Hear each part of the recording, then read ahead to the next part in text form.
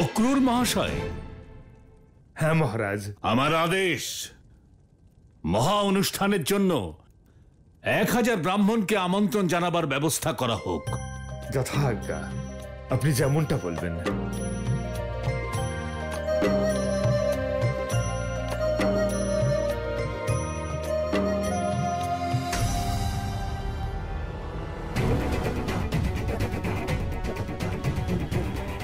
বেরিয়ে এসো, বেরিয়ে এসো,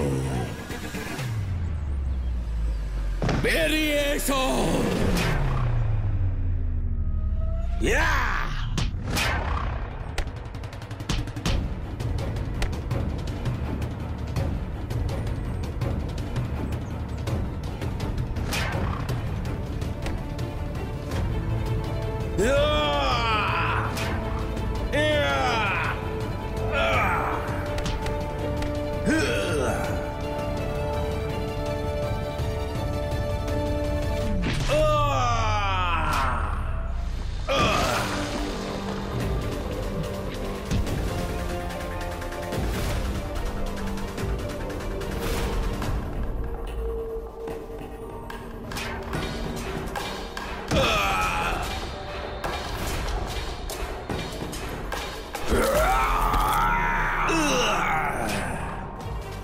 মহারাজ,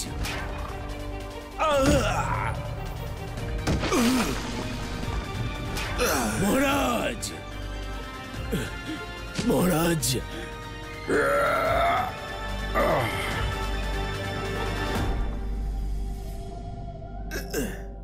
কি হয়েছে ধূমকেতু? তোমার কপালে চিন্তার ভাঁজ এত গভীর হয়েছে কেন? চিন্তার কারণ গভীর মহারাজ। ক্ষমা চাইছি মহারাজ, কিন্তু ওই কৃষ্ণ কাল যবনকেও বধ করেছে।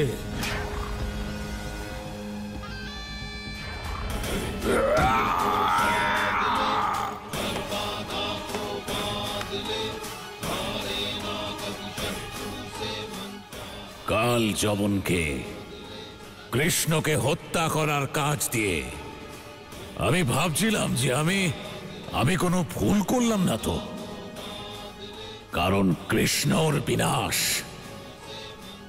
আমার হাতেই লেখা আছে, আর আমি কৃষ্ণের বিনাশ ঘটাবো।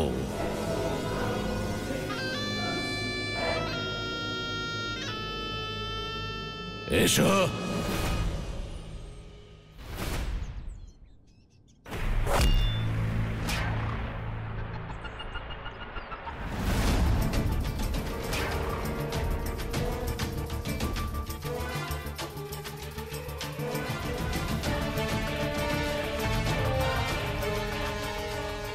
ধূমকেতু, কাল যবনের মৃত্যু আমাকে আরো একটা সুযোগ দিল, যাতে ওই মায়াবী কৃষ্ণের নিধন আমি নিজের হাতে করতে পারি।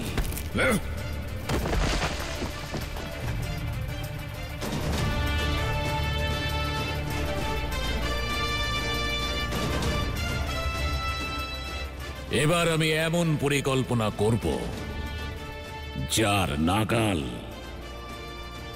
ওই কৃষ্ণ কোনোদিনই পাবে না।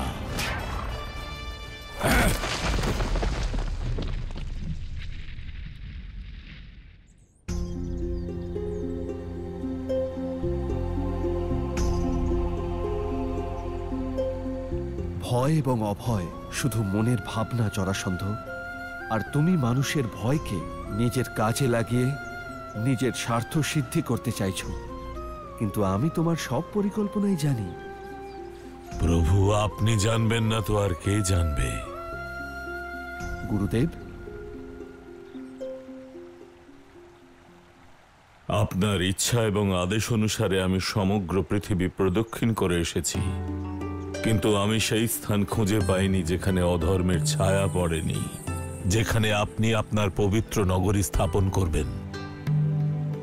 যদি এটাই সত্য হয় তাহলে আমার ধর্মের নগর কোথায় স্থাপিত হবে? যিনি সম্পূর্ণ ব্রহ্মাণ্ড এবং ব্রহ্মাণ্ডে ঘটা সকল ঘটনার রচয়িতা, তিনি নিশ্চয়ই বহুযুগ পূর্বে নির্ধারিত করেছেন তার ধর্মনগরী কোথায় হবে। আমি সত্য বলছি তো প্রভু?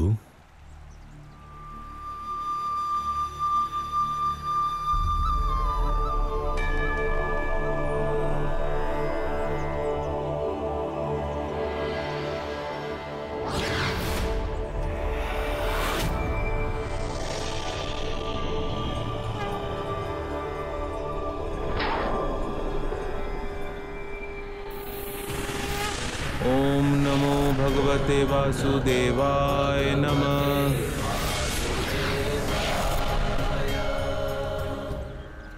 স্থান নির্বাচন করে ফেলেছি গুরুদেব, যেখানে আমার ধর্মের নগর স্থাপন হবে এবং তা সর্বদাই পূজিত হবে। আপনি কি বলছেন অক্রুর? এটা কি করে সম্ভব? মহারাজ, আমি সত্য বলছি। মাতামহ, কি হয়েছে? আপনাকে আর অক্রুর মহাশয়কে চিন্তিত দেখাচ্ছে। চিন্তার বিষয় তো অবশ্যই বলরাম। অক্রুর মহাশয় অনুষ্ঠানের জন্য সমস্ত মথুরায় একজন ব্রাহ্মণও পাননি। একজনও ব্রাহ্মণকে পাননি? এ কিভাবে সম্ভব? এটাই সত্য বলরাম। এমনটা বোধ হচ্ছে যে সমগ্র মথুরা থেকে অকস্মাৎ সকল ব্রাহ্মণ পলায়ন করেছেন। আশ্চর্যের বিষয়, কিন্তু মহানুষ্ঠান তো সময় সম্পন্ন হওয়া প্রয়োজন। অক্রুর মহাশয়, আপনি মথুরার বাইরে থেকে ব্রজের ব্রাহ্মণদের ডাকুন। সঠিক বলেছেন বলরাম। অনুষ্ঠান যাতে সঠিক সময়ে শেষ হয়, তাই আমি আমাদের কিছু সেবককে মথুরার বাইরে ব্রাহ্মণদের আমন্ত্রণ জানাতে পাঠিয়ে দিয়েছি। ক্ষমা চাইছি। ক্ষমা? এমন কি হয়েছে দূত? মহারাজ, ব্রাহ্মণদের নিমন্ত্রণ জানাতে ব্রজভূমির প্রত্যেক গ্রামে গিয়েছিলাম, কিন্তু কোথাও কোনো ব্রাহ্মণের সন্ধানই পাইনি। এটা কি করে সম্ভব হতে পারে? মহারাজ, এইভাবে অকস্মাৎ মথুরা থেকে সকল ব্রাহ্মণদের চলে যাওয়া কোনো বড় অনিষ্টের সংকেত নয় তো? মাতামহ, আমাদের তাড়াতাড়ি কানাইকে সংবাদটা দিতে হবে। ওই একমাত্র এই সমস্যার সমাধান বার করতে পারবে।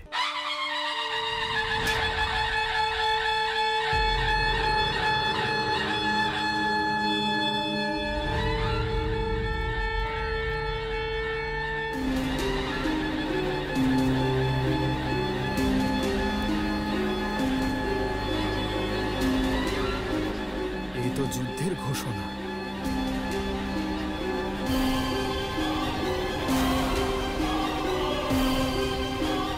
শুনলে শুনলে তোমরা? এটা জরাসন্ধের আক্রমণের সংকেত। চলো চলো সবাই এখান থেকে, জরাসন্ধ আক্রমণ করেছে। পালাও! কৃষ্ণ, আমার সামনে আয় আর নিজের পরাজয় স্বীকার কর, না হলে আমি সর্বনাশ করে দেব। ঘোর সর্বনাশ! তুই কি ভেবেছিস আগের যুদ্ধে তুই আমার জীবন দান করেছিস, আর সেই জন্য আমি তোকে আর তোর প্রজাদের প্রতারণা করব না, কষ্ট দেব না? এ তোর ভুল কৃষ্ণ, ভুল। আমি এমনটা কখনোই করব না, কারণ যুদ্ধে শত্রুকে দয়া দেখানো বীরত্ব নয়, মূর্খতা। কানাই! কানাই! কানাই! কানাই! জরাসন্ধ পুনরায় আক্রমণ করেছে, আর তুমি এখানে রয়েছো। আমি জানি দাদা। তুমি জানো 16 বার আক্রমণ করেছে, আর কতদিন আমরা ওকে ক্ষমা করব কানাই? দাদা, আমরা জরাসন্ধকে অকারণে ক্ষমা করিনি। যতবার জরাসন্ধ আক্রমণ করেছে, ততবার ওর সঙ্গে থাকা অধার্মিকদের বিনাশের সুযোগ হয়েছে আমাদের। কিন্তু এবারে জরাসন্ধ একা এসেছে। জরাসন্ধ মূর্খ নয় দাদা, এর পিছনে নিশ্চয়ই কোনো কারণ আছে। কারণ যাই হোক কানাই, কিন্তু এইবার এই অধার্মিককে অবশ্যই বধ করব।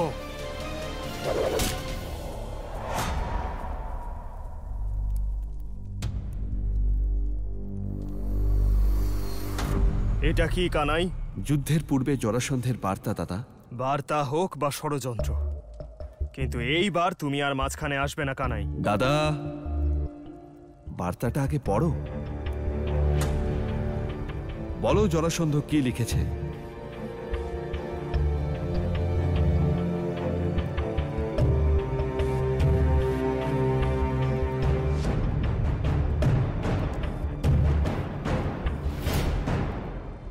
কানাই, যা লিখেছে তা শুধু দুঃসাহসিকতা নয়, ওর ঔদ্ধত্য। দাদা, তুমি নির্দ্বিধায় পড়ো।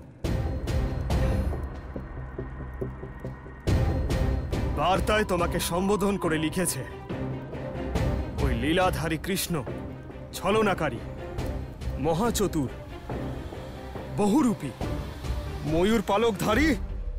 কানাই, আর না, এর থেকে বেশি পড়তে পারবো না আমি। ভাষার সকল মর্যাদা লঙ্ঘন করেছে ও। কিন্তু দাদা, সত্যই তো বলেছে। সত্য বলেছে? এ তুমি কি বলছো কানাই?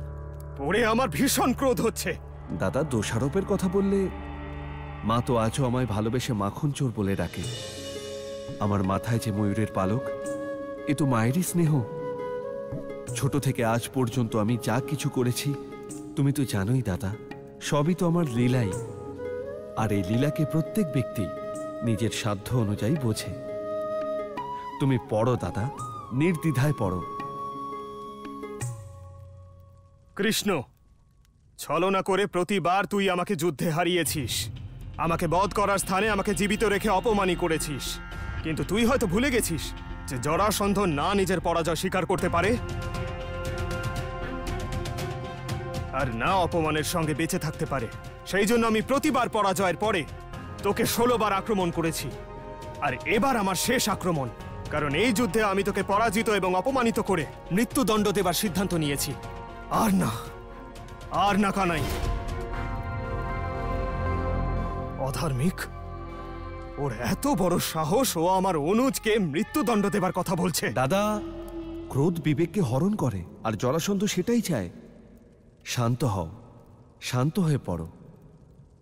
কৃষ্ণ, আমি তোর মথুরার প্রতিটি কুলে, বংশে আর গোত্রে যারা জন্ম নিয়েছে সকল পবিত্র এবং ব্রহ্মভাব সম্পন্ন 1,000,000 মানুষকে, যাদের তুই ব্রাহ্মণ বলিস, তাদের বলপূর্বক বন্দী করেছি। আর তোকে কথা দিচ্ছি, যদি এই যুদ্ধ হয় তাতে আমি বিজয়ী হই বা পরাজিত, ওদের মৃত্যু অবশ্যই হবে। কানাই, তার অর্থ হলো যে ব্রাহ্মণদের খুঁজে পাওয়া যাচ্ছে না, তাদেরকে জরাসন্ধ বন্দী করে রেখেছে। তারপরে পড়ো দাদা। সেই জন্য তোর কাছে আমার সঙ্গে যুদ্ধ করার বিকল্প নেই, কিন্তু পরাজয় স্বীকার করে আমার শরণাগত হবার পথ অবশ্যই খোলা আছে। আর যখন তুই আমার চরণে মাথা নত করে অপমানিত ভাব নিয়ে নিজেকে সমর্পিত করবি, তখন আমি তোকে বন্দী করে সেই ব্রাহ্মণদের সম্মুখে নিয়ে যাব। আর তাদের দিয়ে মন্ত্র উচ্চারণ করিয়ে যজ্ঞকুণ্ডে তোকে আহুতি দেব। তবে এটুকু দয়া করতে পারি আমি, এই সিদ্ধান্ত নেওয়ার জন্য তোকে কাল প্রাতকাল পর্যন্ত তোকে সময় দিলাম। কানাই, এবার আমাকে বাধা দিও না কানাই। সূর্যাস্ত পর্যন্ত সময় দেব না আমি ওকে, আর বরং এই মুহূর্তে ওকে শেষ করে দেব আমি। দাদা, জরাসন্ধের বধের চেয়েও গুরুত্বপূর্ণ কাজ ব্রাহ্মণদের রক্ষা করা।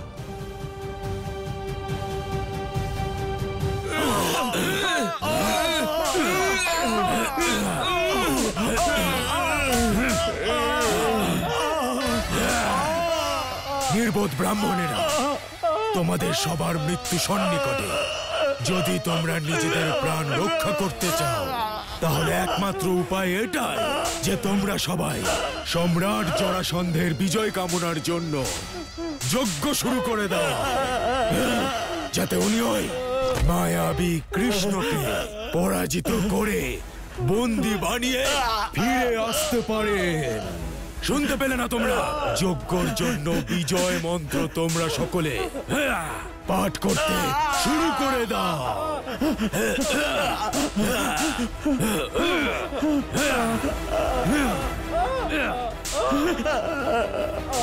আমরা সমস্ত ব্রাহ্মণরা তোমার কাছে ক্ষমা চাইছি ধূমকেতু, কিন্তু যদি যজ্ঞ করতেই হয় তাহলে জরাসন্ধের জন্য নয়, শুধুমাত্র শ্রী বাসুদেব কৃষ্ণের জন্য করব, যাতে তিনি স্বয়ং এসে আমাদের দর্শন দেন। কি বললে? এত বড় সাহস! স্বস্তি ন পূষা বিশ্ববেদা, স্বস্তি নক্ষত্রারিষ্টনেমি, স্বস্তি ন বৃহস্পতি দধাতু স্বাহা। ওম স্বস্তি ন ইন্দ্র বৃদ্ধশ্রবা স্বস্তি ন পূষা বিশ্ববেদা। কি সিদ্ধান্ত নিলে কানাই? ব্রাহ্মণদের রক্ষা করার জন্য আমরা কি করব? দাদা, এই সংকট শুধু ব্রাহ্মণদের নয়, তাহলে মথুরাবাসীদেরও। ব্রাহ্মণদের সঙ্গে আমাদের মথুরাবাসীদেরও রক্ষা করতে হবে। কিন্তু তুমি কোথায় যাচ্ছ কানাই? দাদা, তুমি যুদ্ধের প্রস্তুতি নাও, আমি অন্য ব্যবস্থা করে আসছি। কিসের ব্যবস্থা করতে যাচ্ছ?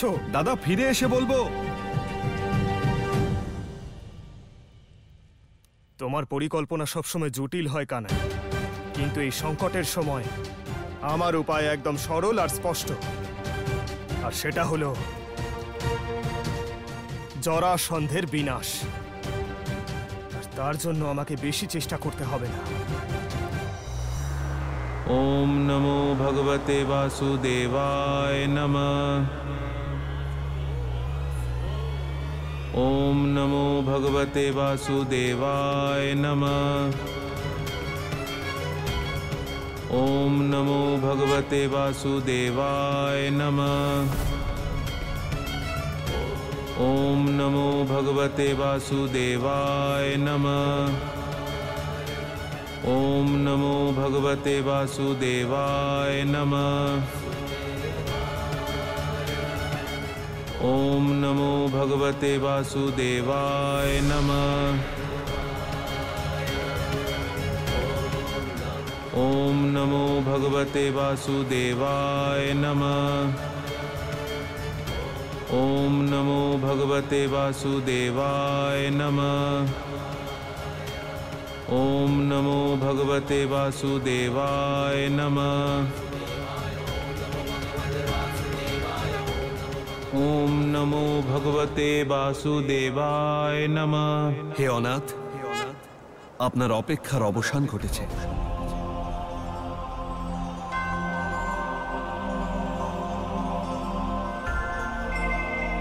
পরম সৌভাগ্য আমার যে আমি আমার প্রভুর দর্শন পেলাম। বহু যুগ আগে যে কাজ আমি আপনাকে দিয়েছিলাম, সেই কাজ আজ আপনি সম্পন্ন করেছেন। এবার বৈকুণ্ঠে যাওয়ার সময় হয়েছে আপনার। প্রভু, কাজও আপনার ছিল আর তা সম্পূর্ণ আপনিই করেছেন। আমি তো কেবল নিমিত্ত মাত্র, তার বেশি আর কিচ্ছু নই।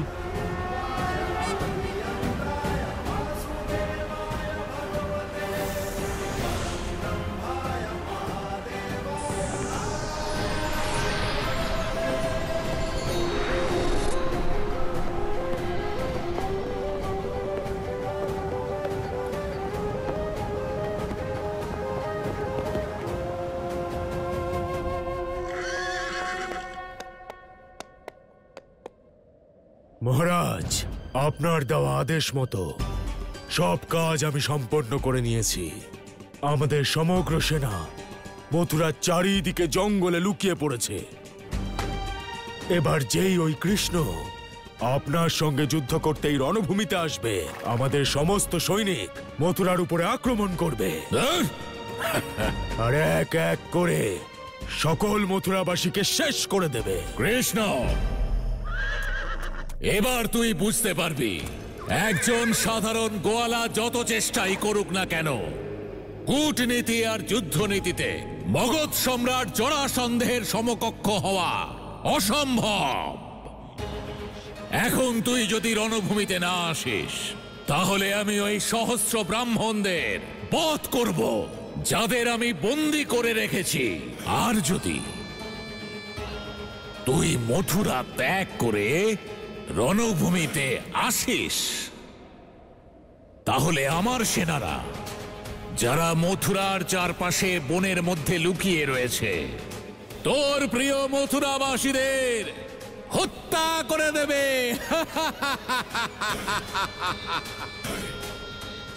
দুই পরিস্থিতিতে পরাজয় ছাড়া তোর কাছে দ্বিতীয় কোনো বিকল্প অবশিষ্ট নেই।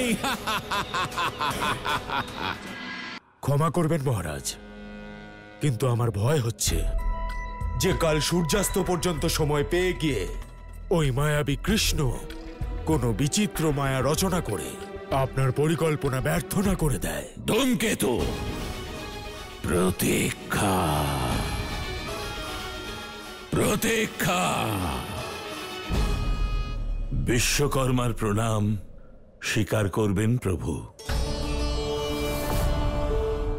আপনি আমায় স্মরণ করেছেন, তাই আমি এসেছি।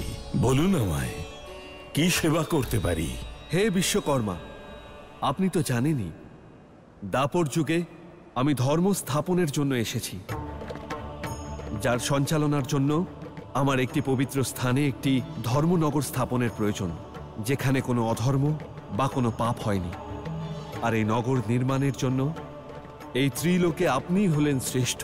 এ তো আমার কাছে অত্যন্ত সৌভাগ্যের কথা যে এই কার্যের জন্য আপনি আমাকে বেছেছেন।